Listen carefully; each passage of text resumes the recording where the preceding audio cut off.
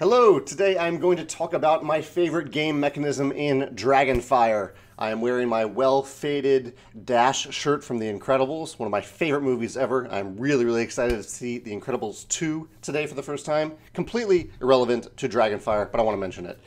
So Dragonfire is a cooperative deck building game, light on the deck building, heavier on the cooperative game, about crawling through a dungeon, fighting monsters and creatures. I believe it's set in the D&D universe. And I played a 4-player game for the first time the other day. It has some legacy elements. I didn't play with those elements. We were just playing one of the introductory games, I believe.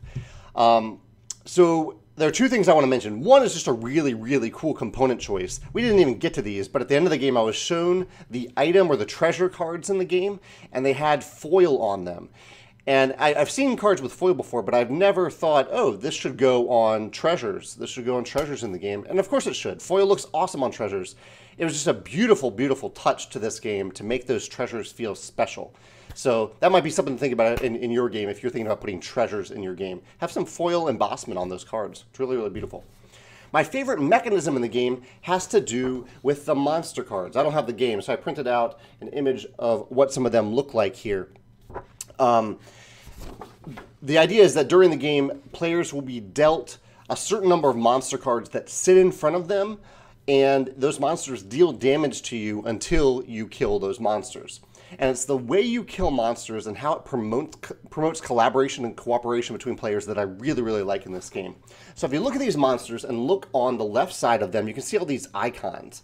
So on this cloaker, you can see 3 red icons, and then the number 3, and the number 2, and then at the very bottom is the damage they deal you. That happens all the time. I don't know why it's in the same order as those other things, because it's irrelevant. So basically, you have to first deal it 1 red damage, and then another red damage, then another red damage, and then 3 damage, and then 2 damage. And the way you do this is you use these cards that you have in hand. The cards that you have in your hand have damage on them, either red damage, green damage, blue damage, either like a specific color damage, or any color can deal colorless damage. And you, on your turn, can deal damage to any monster on the table. So it doesn't have to be just the one that you are looking at. There might be another monster that's really hurting someone worse, maybe someone who's lower on health, or the monster is doing something bad to them on a consistent basis, that you're like, okay, we need to get rid of that monster first. We all need to focus on that and take care of it. Another reason that you might focus on one monster over another is it might depend on the cards that you have in hand. So you may not have red damage in hand. And so you may not be able to deal that first blow of damage. You may have to look for someone else at the table who can do that.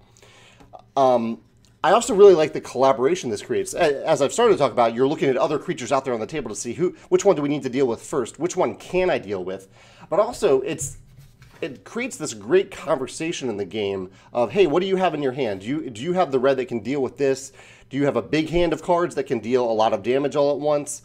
Because when you want to deal that 3 damage, it has to happen all at once. You can't deal like 2 damage now and then 1 damage on a future turn.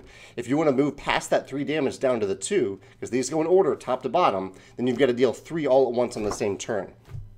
There are also assist cards that help you deal damage when it's not your turn. So on my turn, I might be fighting this cloaker, and some other player may say, hey, I can help you. I know you only have 1 red in hand, but I can give you another red, so you can keep on moving past that red to deal more damage. So there's this assisting element there.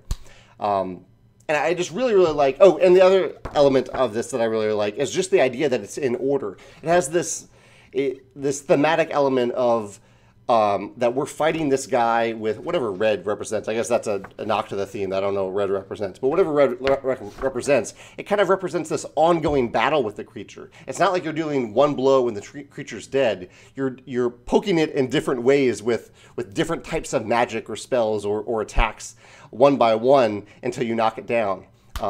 And I actually think this mechanism could work well in a combat game, and it probably is already in some combat game out there, where you're fighting against other players, where I need to deal a certain type of damage to you, and then I can get to another type of damage, and you're doing the same to me. So it feels more like a back and forth duel, rather than just all at once you've dealt enough damage to take them down.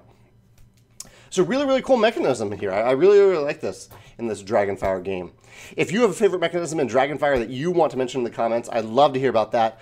Or if you have a favorite mechanism in any game where you're fighting things, let's go with NPCs, not fighting other players, but fighting NPCs on the table, either in a competitive or cooperative game. I'd love to hear about that in the comments as well. Thanks.